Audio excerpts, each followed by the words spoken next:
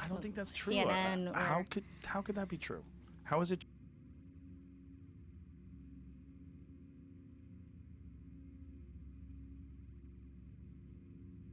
true that someone who's just making jokes also can't be a serious person with a really well thought out perspective? I know. I obviously I agree with you, but it's just one of the feedbacks I've gotten. Like, if you want to be taken seriously, who are these people? People that are running things. Maybe you need your own show. Maybe you need to stop working for people. No, No? I mean, I'm still a believer in institutions. That's why I'm not like super. I don't want the revolution. I still believe that the way we're going to change things is through. Right now, there's just too much power. And my heart would like a revolution, maybe. What kind of revolution? No, I'm just saying I'm not the kind of person that wants to tear down institutions, right? I kind of want to work within it to change things because they have the best shot at changing things. So in that sense, I'm not that much of an outsider. I love this quote, actually. Elizabeth Warren said it. She said, in life, you have to choose. Are you going to be an insider or an outsider? An insider doesn't have the freedom of speech, but he has the power to change things. An outsider can say whatever he or she wants. You can bitch about the system. You can, be a whistleblower, but you have no power. Come over and take a look. What do you got to lose?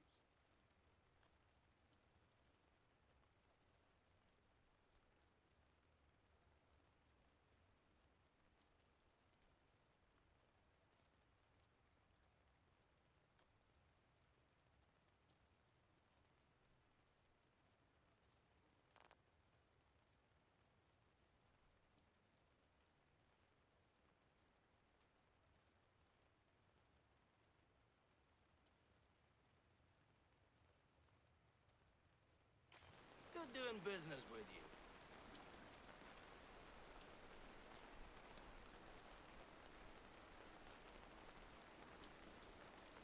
Come on over and take a look.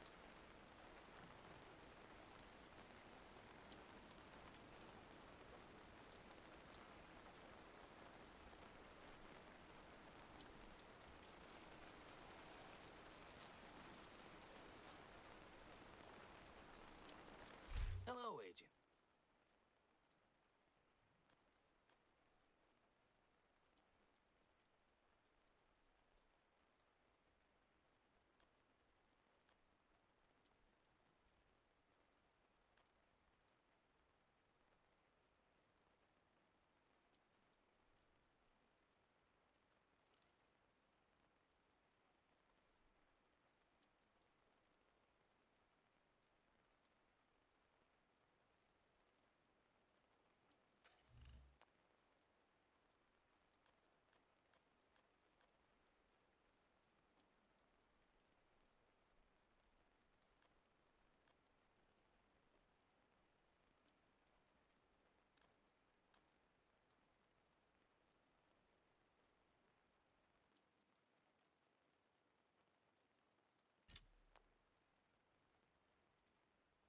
Just the thing I wanted. Good doing business with you.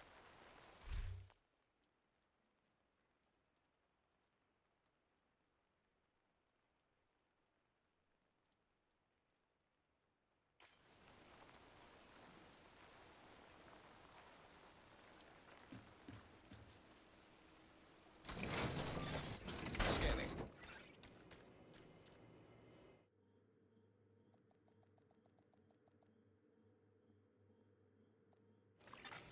Access granted.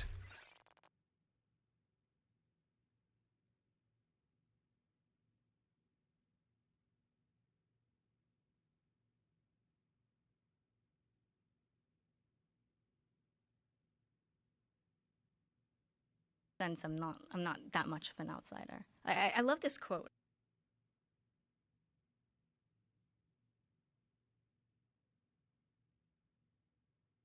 Actually, Elizabeth Warren said it. She said, in life, you have to choose. Are you going to be an insider or an outsider? An insider doesn't have the freedom of speech, but he has the power to change things. An outsider can say whatever he or she wants. You can bitch about the system. You can, be a whistleblower, but you have no power to change anything. And you have to choose. You do? That was her quote. Is that an ancient Lakota quote? No, actually, no. Actually, it came from Larry Summers. I don't know if that's accurate. I don't know if you have to be an insider or an outsider. I think you have to have financial freedom so that you don't worry about Correct. someone taking away your ability to make a living, so you suppress your own thoughts. Correct. That's the big one. But it takes a very, a lot of things have to be aligned circumstantially to have financial freedom in the first place. But a lot of that does come from even working within the institution. A lot of people who have, huge financial back. And that's why somebody, I think it was Sarah Hader, who tweeted something like, the one thing that's not really talked about is the classist implications of cancel culture. Right? Because it's going to affect the lower class more drastically. Right? If you don't have the money, if they're canceled. Yes, of course. There's a huge classist implication to this. Yeah, that's true. It's also just a frivolous way of treating human beings, and there's no path for redemption. It's like the thought process of it is so limited because you're not considering the fact that these are humans, and these are people, and people learn and grow, and they get better. And this not offering any path to redemption and lumping all digressions and all mistakes into the same sort of pile. Right. It's just, it's a childish way of treating human beings. Right. And it's also, there's a fear to it that it's going to come back on you, so you go after them. Like, some of the biggest creeps are also male feminists, right? They're the ones who are like really... I heard you say that. You know what I mean? But I heard it's you saying true. that at Andrew Doyle the other day. That was funny. Yes, I love that Yeah. guy. He's amazing. That book, Woke, is Titania. fantastic, too. Yeah. Titania McGrath. So I love retweeting those Titania posts because so many people are like, what? What the fuck is this? Who is this bitch? People get so mad they think she's real. Oh, it's so wonderful. But she could be, in the Yes. sense that, like, sometimes she ends up predicting All the time. actual woke commentary. She's so close to real. There's like, if you had a television show, like one of them after midnight episodes. Is that what it is? What's the David Spade show called? Lights Out? I'm thinking of the other one. The one that Chris Hardwick used to host. Anyway, you have a talk show. Well, let's say Jimmy Kimmel. If he had, is this Titania McGrath?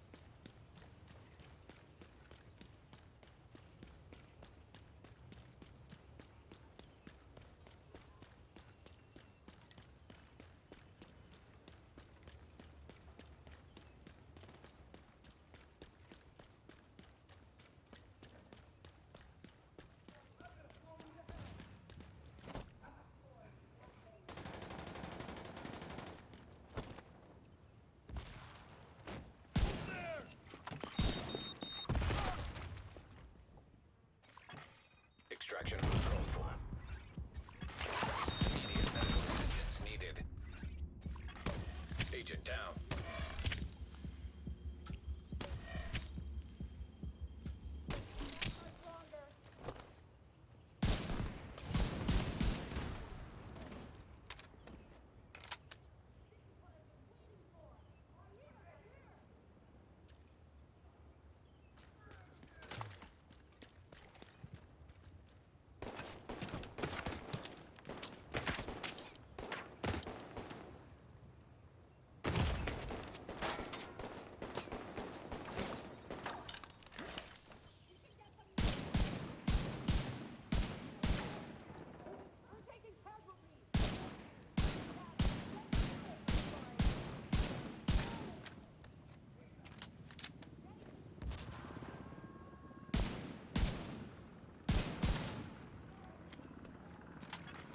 Hilo almost at extraction now.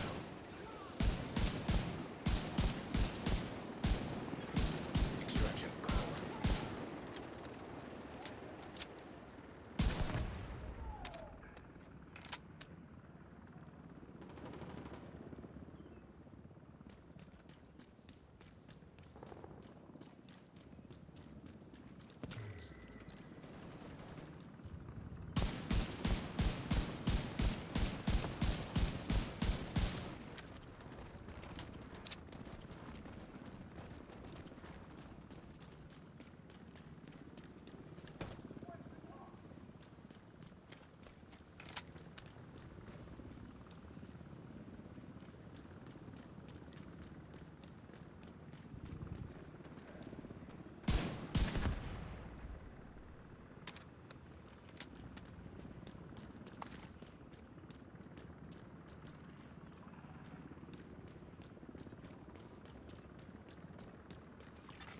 Extraction called for.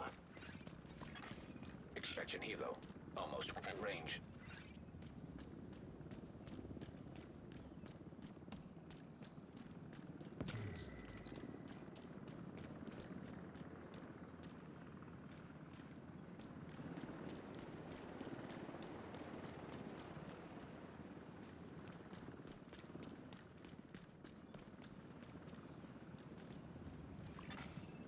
is headed back.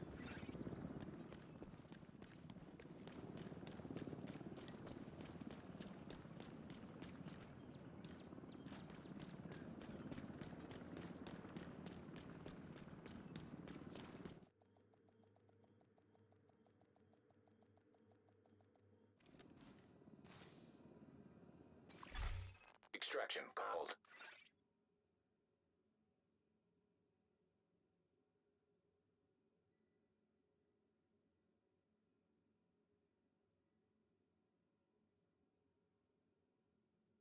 Or is this a real activist? And you had the quotes back to back. A lot of them are close. You would be hard pressed. You get a lot of it wrong. We're at the point, though, in our history and culture that we can't even write better satire than reality. Right. And that's a problem. It is a problem. You know, when our satirists are actually end up writing better stories than or even predicting, what's happening. Like that's. Well, people are losing their fucking minds. There was a video from the University of Phoenix, I think it was, where there's this kid on campus, and there was some pro-Trump group. Did you see that video? The kid screaming and saying, "You're a fucking fascist, you're a fucking Trump, your throat's cut," and he's screaming. And he's walking away from them, screaming and making this, "You should all have your throats cut," just completely unhinged. And I was watching this, and I was like, imagine if this was some kid yelling about Obama and the Obama administration and the liberals. I mean, because he's not saying anything. He's not saying the reason why I hate you is because you detain children at the border in cages. Play this so I could hear it. And play it and give me some dogs. Okay, I saw that circulating. Listen to this. Slash his throat! Every fucking Republican! Suck my fucking balls! Say that one more time. Slash Republican throats! Slash fascist throats! Death to fascist! Okay, that poor kid needs a hug. Scan in progress. But imagine if he was saying that about Democrats. Every Access Republican complete. or every Democrat can suck my balls. Every every Democrat slashed their throat. That would be crazy. Right. I mean, he's doing that because there's this pro-student Trump organization that's screaming that, unhinged. That's one of the problems. I think we should not give, we should not give the right legitimate reasons to be complaining about disparate coverage, right? So one of the things that Eric Trump tweeted yesterday was, which I didn't even know happened, like apparently a van was driven into GOP tents or something at one of the primaries, and it got no coverage. I didn't even see it until I don't know, but there was a story about this, and Eric Trump basically tweeted saying that imagine if the labels were turned, like it was just the other way around. He's right. We would hear nonstop. There would be analysis of the far right problem in America, and so the responsibility is on the media to make sure that these people don't have that argument. Right. The media has to be open, and they have to be unbiased in their depictions of these things. And we don't really have that kind of media anymore. We have left-wing media and right-wing media, and everybody else is going, what's going on? Who's right? Who's telling the truth? You flip back and forth from CNN to Fox News. It's like you're in a vortex of space and time. You don't understand what's what. Right. Yeah. No, I agree. It's weird. But that kid screaming, that poor kid, like, what happened? Where'd you get this? Every Republican slashed their throat? Come on, man. Who are you? What happened to you? You're in school? So you're learning something? I'm so wary of sort of dogpiling of this stuff now. I think when I first started on Twitter too, I was always inflaming or retweeting something that was like, Right. on the fringe, and I'm like, no, maybe I shouldn't amplify that. Maybe this really is Vital signs critical. I'm just kind of making it seem like it's a bigger issue. Because I noticed I fall into that trap. There was one story that came out, I think, when Apple released the new iPhone. It was like New York Post was like, iPhone 10X or something was cited as was criticized as being sexist. What? Why? How? And apparently because like the phone was kind of big, like they expanded the dimensions, and so like it doesn't fit into the old version did. And then I was like, so I tweeted that angrily, like, yeah, of course, like everything's sexist again, like checks notes, you know, iPhone sexist. And then I realized I was kind of part of the problem because when I looked into this issue, Detonated it gear was literally detected. just like 2 Twitter egg accounts. And so like an article was written based on like what somebody who's anonymous said on Twitter that was sexist. And it it's could like, have been the Internet Research Agency in Russia just fucking with everybody. Yeah. Or That's- Titania. Yeah, or Titania, Or- another version of Titania. But- Yeah. It's but that's- clickbait. It is. So I kind of stopped doing that stuff. I decided to become a bit more responsible with No, my own good for Twitter you. account. And yeah, focus on different things. I mean, we already have a lot of good commentators who are fighting this fight, right? People like James Lindsay, Peter Boghossian, Yes. they're doing it very rigorously. And they're doing it in Peter Boghossian's case. They're doing it at great peril. Like that Oh my God, university yes. is trying to get rid of him. Yeah. And yeah. his Heavily armed papers that they hostile did, those spotting grievance location papers, nearby. are hilarious. I know. The heteronormative and queer behavior and dog parks, whatever Canine. it was called. Yeah, canine. Whatever it was Dog called. parks, yeah. Fucking brilliant. Right. And then So they got called good. up for apparently manufacturing data. Yes. Which, of course, that's the whole point of a hoax. Yes. Yeah. And yeah, I know. It's a political hit job. Yeah, but it's they don't like that mirror of mockery. They don't like that, the spotlight being on them, and to realize how ridiculous. What you guys are supposed to be some higher institute of higher education. But that's what this is mirroring what happened when, like the new atheists started debating the religious Christians. Mm-hmm. It's like the new atheists were kind of mocking, right? Like people like Yes. Christopher Hitchens. Mhm. That was a bit of a mocking tone, like what you'll believe is kind of silly. Yes. But the way they reacted to it was that like you're not allowed to laugh about this stuff.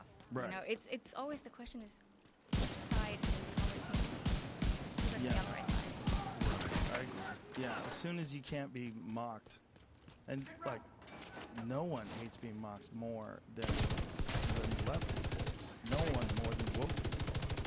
Right. When I called my 2016 Netflix special Triggered, just calling it Triggered got so many people Triggered. mad. Right. I'm like, do you fucking dummies? Do you know? I just did it. I just did it to you.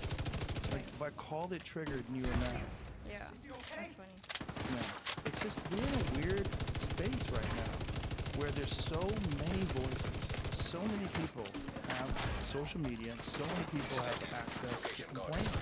And so you get this bizarre signal. It's like you gotta kind of let it die down a little, figure out how much of this is real, and how much of it is that kid screaming, slash their throats. How many of those people are Yeah, on because Twitter? we would How never many have of us seen is? that, right? Right. So I used to say the same thing because you would see medical journals reporting drop cancer rates are claimed going by up, Asian and it's like agent.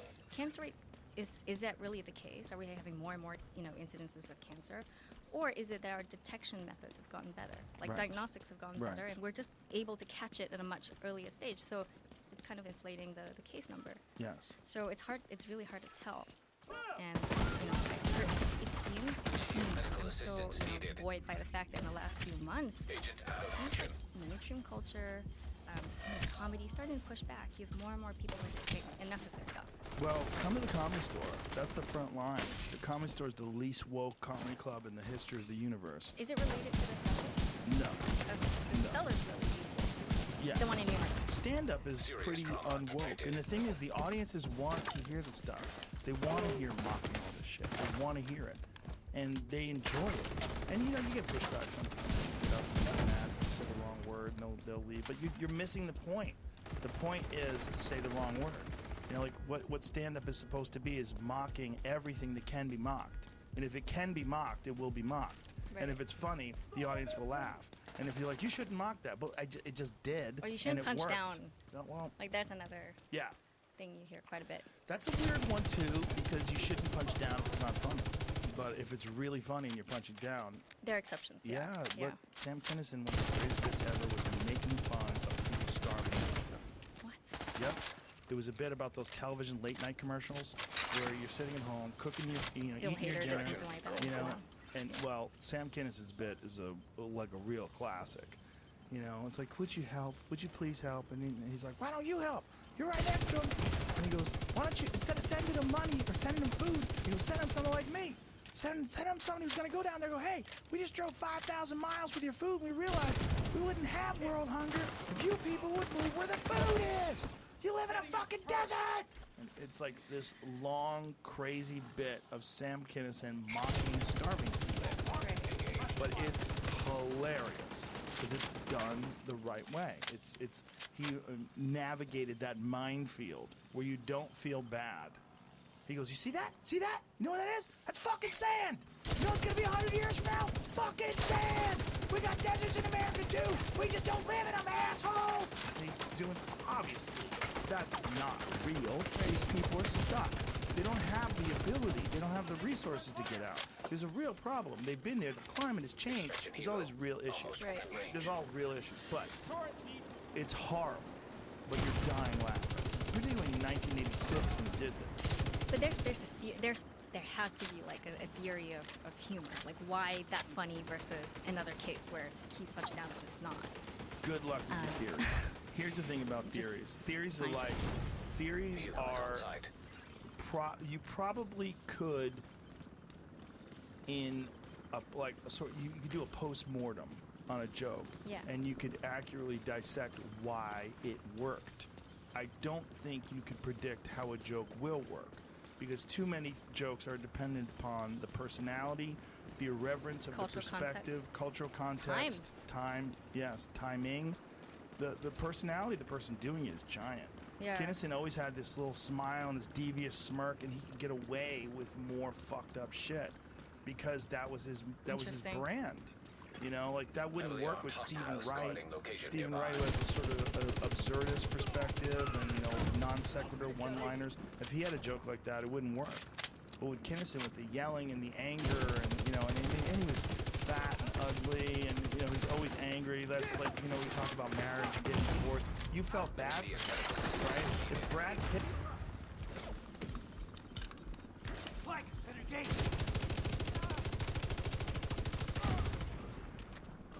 was out there screaming about getting divorced, but that beautiful fuck, he should shut his mouth. He's beautiful. But Kinison is like funny how 5 this feet tall and fat and balding, and he's got a beret on. It's like, let him yell. Yeah, no, this analysis, like the anatomy of humor, really fascinates me. Like why somebody can get away with it, why somebody cannot. And you know, I think I remember when just recently, because Ari Shafer did that joke about Kobe, like right after. Detected. Location guarded by heavily armed hostiles. Dark zone Wait, drop expired. Yeah, he was. That wasn't necessarily a joke, which is also part of the problem. It was a mocking of someone, and the joke is in his mocking. If people knew Ari, they would know that he does that whenever anyone Anybody dies, yeah. including people he loves. That's Ari's thing. And it's fucked up if you don't know Ari. But even if you, like, well, I read it. I was like, oh, Jesus, Ari. But I've come to expect it. Like, he did it when Tom Petty died. He loved Tom Petty. He mocked Tom Petty mercilessly electronic when Tom device Petty died. detected. When Aretha Franklin died, he mocked her mercilessly. You know, it's what he does. It's sort of his signature move, and he takes pleasure in it. And his fans think it's hilarious. But the best way to describe it is the way he looks at it. He has a very niche audience when it comes to that. And then that joke or that thing that he does that's funny to him and his crazy fans hit a broad audience. And that's when it became a problem. No, it takes a lot of balls to do comedy. I really respect that so much. It's a strange way to make a living, It especially today. Well, Ari had a great point about that, too. Ari's a brilliant guy. You know, this I was used to love definitely his amazing racist stuff. Oh, dare you So say fun. I know, but it's Yeah. it's old. Yeah. The one with the But that's Asian driving instructor Yes. thing was. It drives me hysterical. I show that to a lot of people. he's a brilliant stand-up, Look it up. too. Very, very funny guy. I forget what I was going to say about him, but oh yeah, he had this point about comedy. He's like, this is a great time for comedy right now because comedy's dangerous. Like, it's really dangerous. There's Got actually safe before? consequences. Yeah. It was. You could get away. There wasn't as many consequences. People could not like it, but now with social media and the cancel culture and everything, like, people get really angry at comedy now. Like, woo! Right. You can feel it. Oh, so okay, he's a Come after masochist you. then. Yeah, no, it's not that he's a masochist. It's just that he's an artist, and he loves the fact that it's like it's very punk rock now. It is. Wild comedy is very punk rock, but you're bucking a trend, but you're also doing it to the delight of audiences. I mean, if anybody thinks that you shouldn't say some of the things I say, come see me in an arena. Come see 15,000 people screaming, laughing at that. I don't think you're right. I think people understand what a joke is. I think people understand that you're saying things that if you took them out of context and put them in a blog, it looks horrible. But if you're saying it in the context of comedy, when you know that someone's just fucking around, it's really funny. And it's funny because people want to release from all this nonsense. They want to release from this restrictive way of thinking and talking. Right, They right. want to release it from being told what to do. They want to release from these fucking kids yelling, slash their fucking throats. It's like, God damn it, what are we doing here? And that's where comedy comes in. Yeah, my release was just moving. Yes. You know, Oh, yeah. just like move to a place that Right. that all this stuff was possible and that we could laugh at ourselves again. And But that's probably why you have this really interesting perspective, is because of the fact you came from real suppression. Yeah. You understand Consequences. real suppression, real consequences. You left that, and then you're seeing these minor consequences, and you're like, okay, you guys, this is a problem. Like, you need to go to Afghanistan for a couple weeks. You need Correct. to see what it's like in, like, really suppressive cultures. exactly. Yeah. How it changes your mind, how it you end up self-censoring. You don't even need the government to do it anymore after a while. You're scared, but does it matter if it's the government or Agent Twitter mod requesting backup. after a while? The result is going to be similar, even though the consequences are different, and we should definitely Right. separate that. I rather lose my job than lose my life.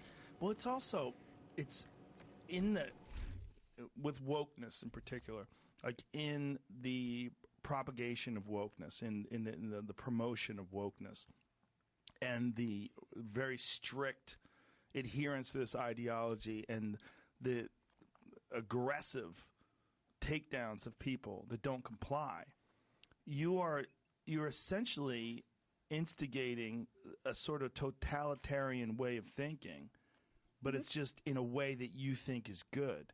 But it's Right. still a totalitarian way of thinking. You're implementing this very rigid ideology, and you're demanding compliance. Purity. Yes. Yeah. And if people don't comply, you're going after them. That is everything that is against being a liberal progressive thinker. Exactly. You're supposed to be a person who promotes discourse and open-minded communication. And if you like, Daryl Davis is the best version of that ever. I know. He's the best version of it because all he is a musician who is a very eloquent and articulate person who had the patience to sit down with people that believed in a really fucking stupid thing. And just through his mere existence and who he is as a person, he changed the way they thought. Exactly. That is so powerful. And that's been more powerful than all the Punch-a-Nazi people. Yes, the Who's punch of obviously- Nazi people, it's such a problem. Like my friend Kurt was talking to this guy who's a very prominent left-wing thinker, a very powerful person.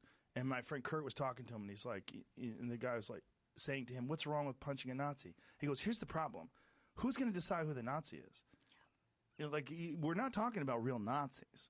When you say punch a Nazi, you might be talking about your granny who's a Republican because she likes Trump because Trump believes in God. Is Granny a Nazi?" Right. Well, Antifa thinks that, well, at least the New Jersey Antifa thinks that Daryl Davis is a neo-Nazi.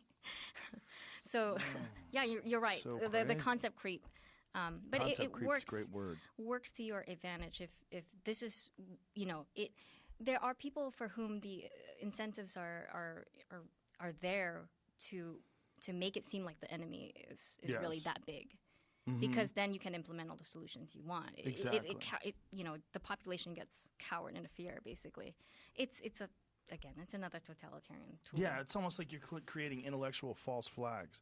Right? You're Yeah. propping up all the any divergence from this rigid ideology is some horrible fucking thing that needs to be attacked and squashed and poisoned and lit on fire.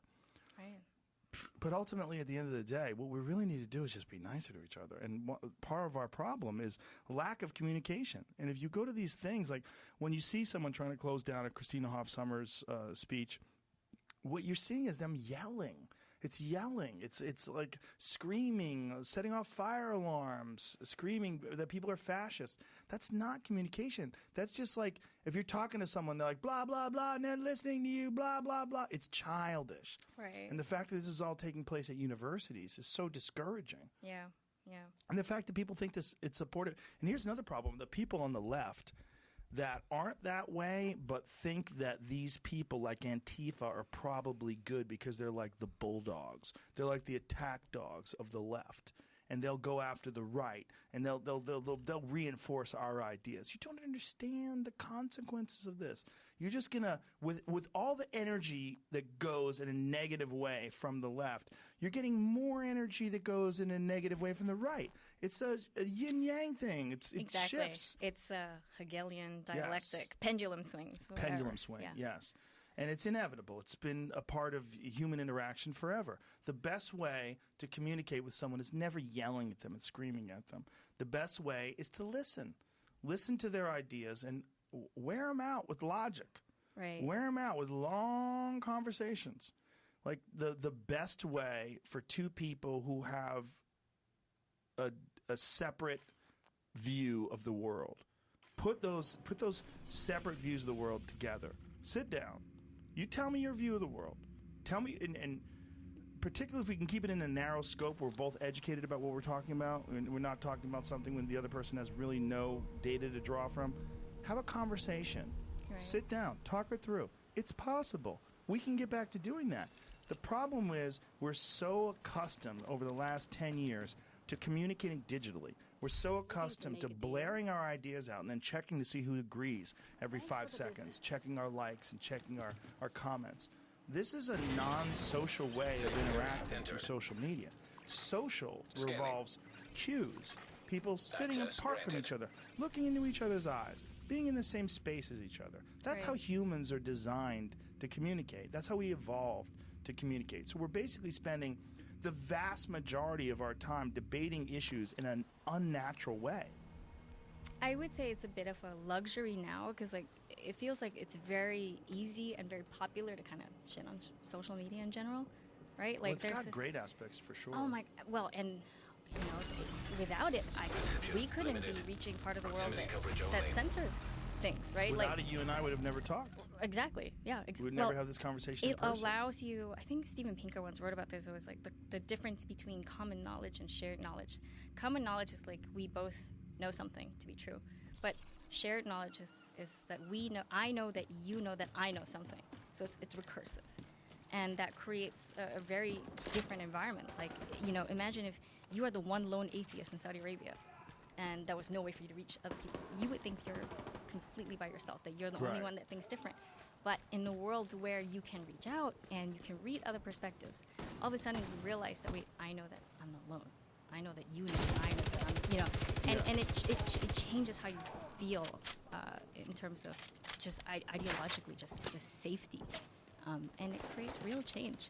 Yes. One of my favorite quotes of all time was this manifesto written, I can't remember, but it was about the free internet.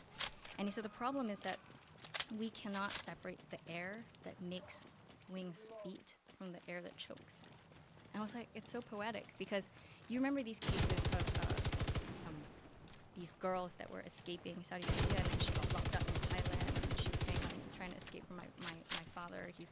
I don't want to wear the hijab anymore. I want to break out. My family will kill me if they find out.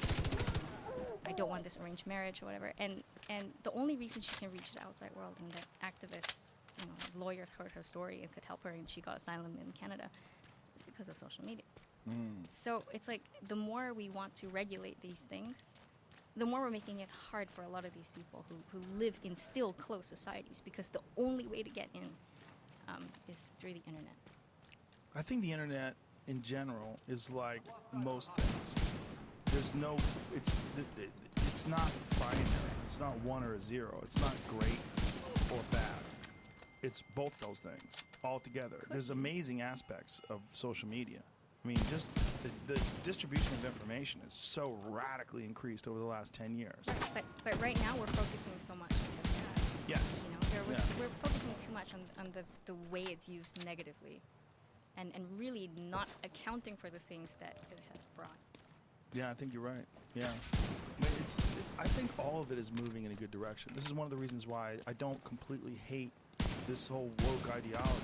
No, I don't. I mock it, like what I was saying, like when I say I'm in support of a lot of people like Bernie and people that go with him, because I think they want good things.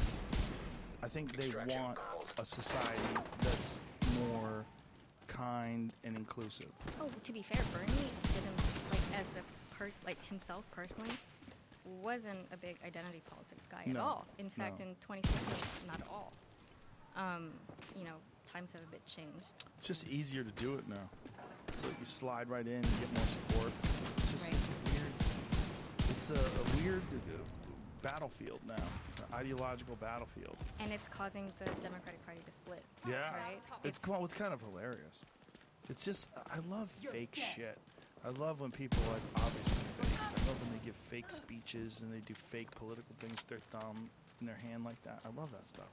I just love when they fall into those patterns. It's just, But it makes it it's so obvious Yes, now. it's that, obvious. Yeah.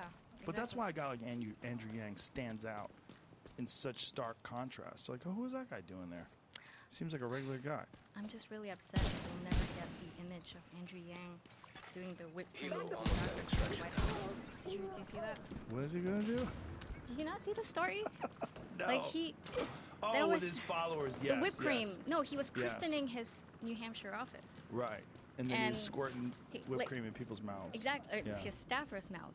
Right. And it's what's the funniest thing, like, That's how he like christens them? nobody told him like, what the Arrived. optics were. Right. on That this. looks it's Um, white cream and you're shooting. people's Wait, and mouths. he's on his knees. Yes. That's the all funny of that's part. wrong. But I I'm love just the fact- upset that this is not going to happen in the White House. Like I thought that's. It's probably you know, happening right now with Trump and his WWE manager. They're probably in the White House right now doing that exact same That was a thing. really bad hit piece on Andrew Yang, the New York Times. That Was was there? so bad that people started like he had to disable the comments. They were finding disgruntled ex-employees of his to basically shit on him. Right. And like one of the complaints was that he purchased. Now detecting contaminated gear. Well, what a monster. I know. I'm like, if that's the worst you could find, you know, in 20 years of employment history. No one is He should going to be pass president. your purity test. No one. No one. I totally agree. Yeah, especially if you actually turn the light on them. Everybody's flawed. And especially if you only highlight those flaws outside of the context of whatever the fuck they were talking about and the conversations they were having and what was going on. And you could make a very distorted perception of someone by just snipping and piecing together. That's why it's so insidious. Yeah, well, it's also why it's weird when it's coming from journalists. Like, you should know what Hilo you're is doing. returning to you base. should know that this is not an accurate or objective analysis of who this person is. Or But that's what I mean. The Yeah. person who wrote this article, who was like saying, "Oh, he's uncomfortable with language," and there was some implication in the piece that like he's clumsy with how he deals with women staffers, right?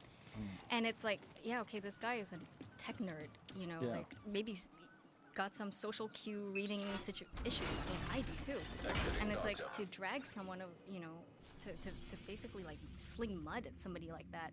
It's horrible. the thing is, though, they're doing it because that's what sells. You know, these magazines and newspapers have become sort of slaves to clickbait. They kind of have to get clicks.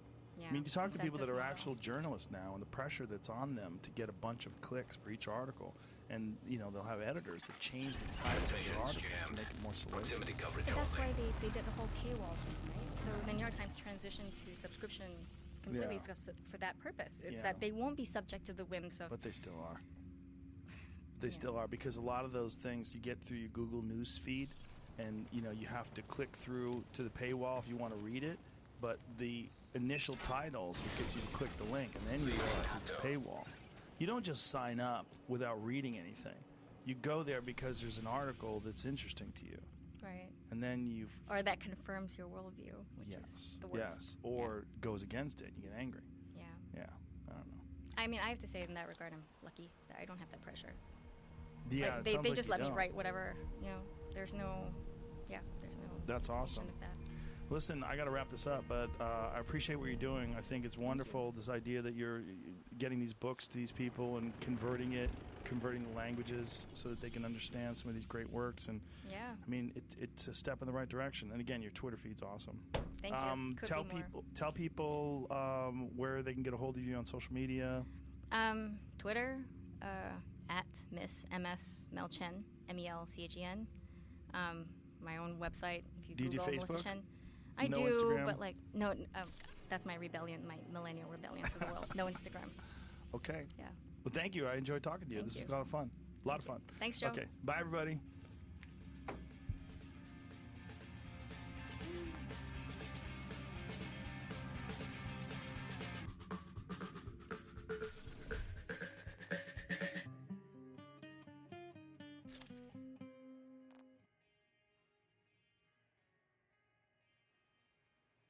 Okay, here we go.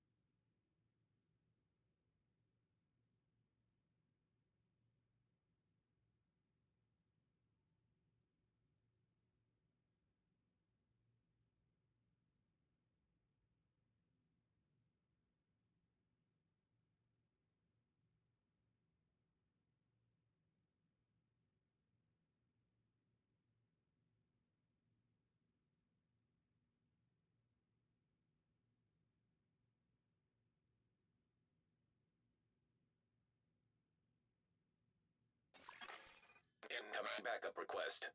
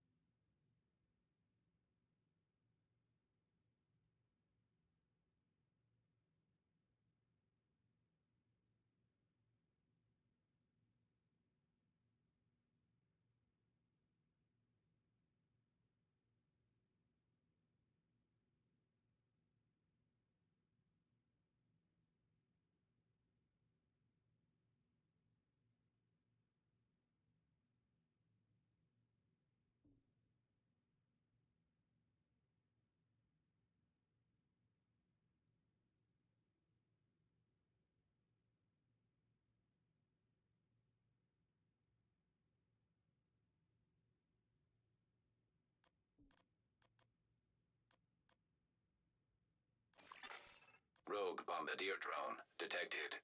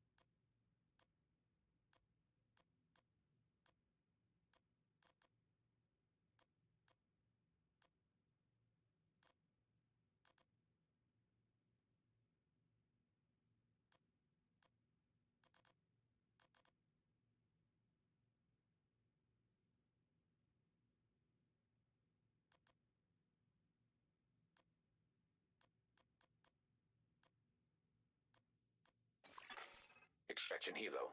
Almost within range. A Shade agent has claimed the Dark Zone drop.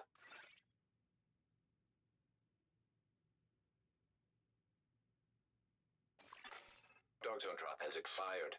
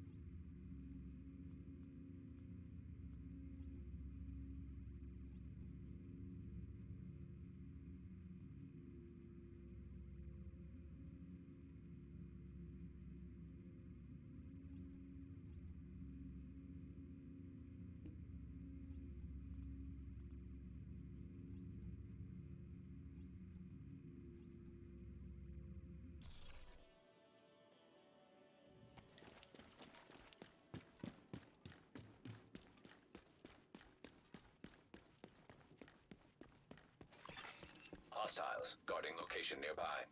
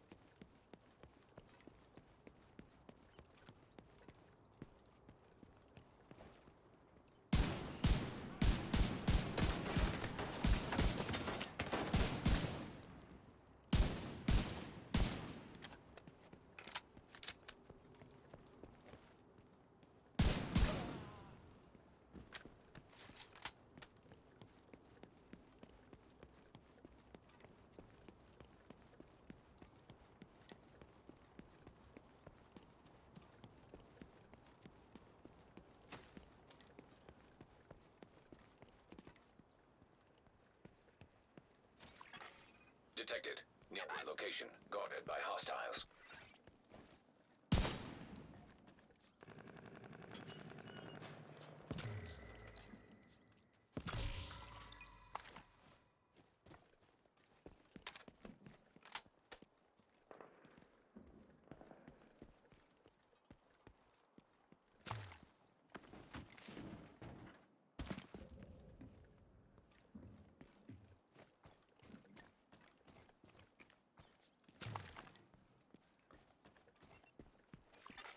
Electronic device detected. I've got new contracts. Happy hunting.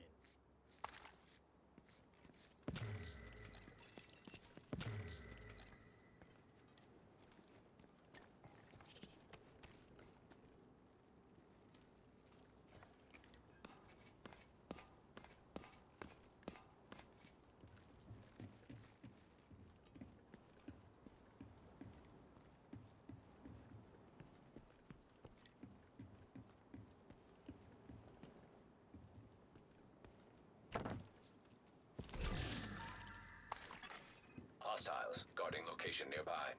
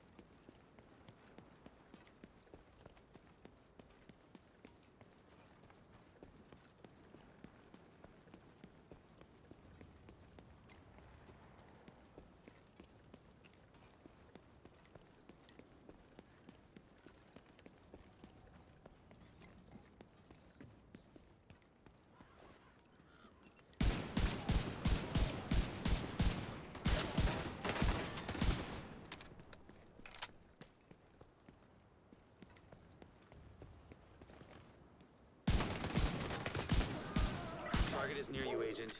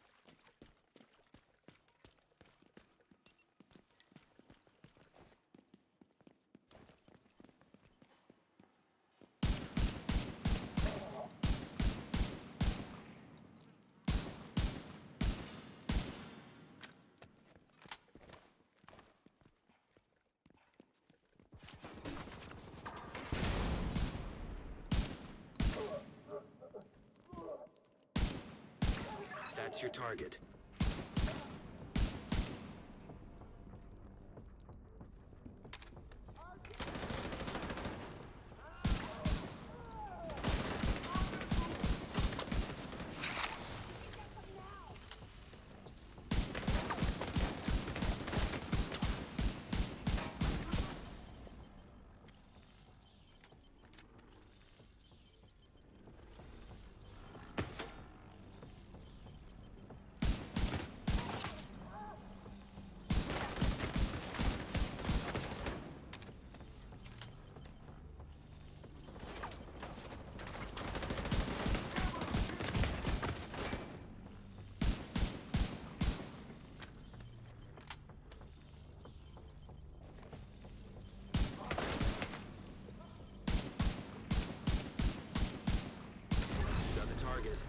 Nice. Cleaning up the streets one bad guy at a time. Nicely done, Sheriff.